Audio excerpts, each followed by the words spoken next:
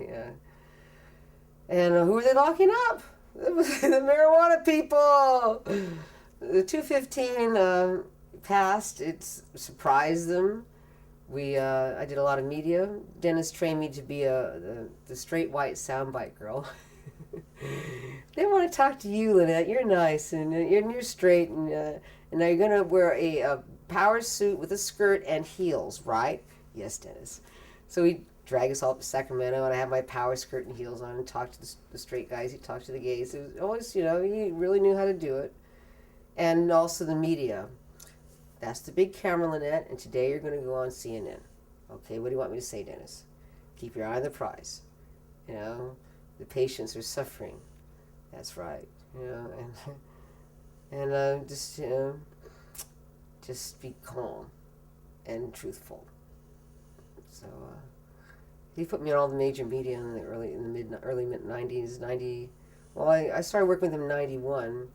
And I started doing media for him in '93 because I got well, and we lobbied all this bigger and bigger group of the core of what turned out to be the development committee of 215, and the Dog and Pony show, over and over and over and over, and so by the time we actually went to the initiative, we've been hassled by everybody, asked all the silly questions. I'd worked with Jack Hare, who was a wonderful petitioner, and he trained me how to train petitioners. So I ended up training petitioners for 215 too. So it's a mission. It's definitely the mission from God thing. And we won. They didn't believe in a second we'd get anywhere. The opposition spent $56,000 on the campaign because they had absolutely no clue that we were telling the truth and that the California public would listen. I found some of the spokespeople that they used, some of the patients that they used on the ads that they were all over the state and stuff. We had some articulate and critical patients that were well placed. I was very, very proud of that. It was very intense. And then after we won, the law enforcement community had no idea. They were stunned we had won. And they didn't know what to do. So nobody got busted for about 8-9 months. Anywhere. Stunned. They didn't know what the hell to do, yeah? And everybody in California was going, oh, wow, far out, And then they sort of went the opposite. They tried to overturn 215. Armageddon started happening, even worse than before 215. And particularly here in Marin County, because they know I was involved and I was part of the strategy and think tank, I'm a thinker. So figuring all they had to do was run over a girl, they declared at the district attorney's statewide convention that federal law supersedes California state law and to bust everybody, especially if they have medical marijuana, and overturn 215 in court. They actually thought so. They busted my people wholesale, 12 to 15 cases a month for 18 months. We won every flippin' case because I had assembled a legal team. I'd worked on this, developed this whole permit with the town of Fairfax after 215, and every single case held up in court, and we won 50 times. And rather than sue them for discrimination, we brokered a peace treaty in 2002 that held pretty solid. Even towards the end of the Bush administration, got a little ragged. But they agreed to stop arresting if you have a state identification card issued through Marin County Health and Human Services, and that it would be the lowest priority, So we have had very few cases. The wholesale slaughter against 215 stopped after we recalled the DA here in Marin County over it. It was national news, and it stopped all the DAs from the wholesale prosecution. It was a very bad tactic, and they couldn't run over this girl in Marin County, so how could they possibly run over everybody else in the state? No one should go through this, and I'm really glad that I was blessed with um, ideas. I get good ideas, and I grasp the situation, and I get the big picture. Details, I get the big picture.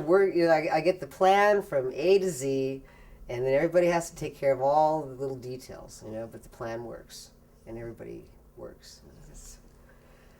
So it's definitely, and I'm very happy to see that finally it is our medical marijuana people with legalization of medical marijuana in California, despite all the ups and downs and all the naysaying and all the scare tactics and everything else, and the Wild West down in LA suddenly, and that despite all this, the medical marijuana people have behaved as adults mostly. 98% of them are, people who have been responsible about their medical status and have been good neighbors. And to the point that now that we are looking at the Tax and Regulate initiative, which has double the amount of signatures to qualify.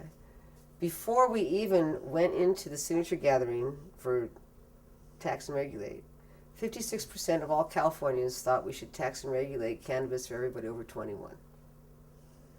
And that means that the medical marijuana people have represented. What happens when they have legal pot? Well, they got rid of the corner drug dealers. We got rid of the street scene because the patients came here, and if there was some joker out in the parking lot, they'd come and tell our staff because they don't want us to lose our license. So we got rid of the jokers in the parking lot and on the corner, and we've cleaned up the neighborhood. There's no more dope dealing in the streets. It's been wonderful. And we got rid of the thugs that hover around illegal marijuana grows. I can call the cops. I have a contract with the town through my use permit, which I went through 6 months of planning commission hearings and stuff. But this contract with the town of Fairfax as a business license and then a use permit, they zoned for marijuana in my little space here, 700 square feet. It's the only place that can have cannabis.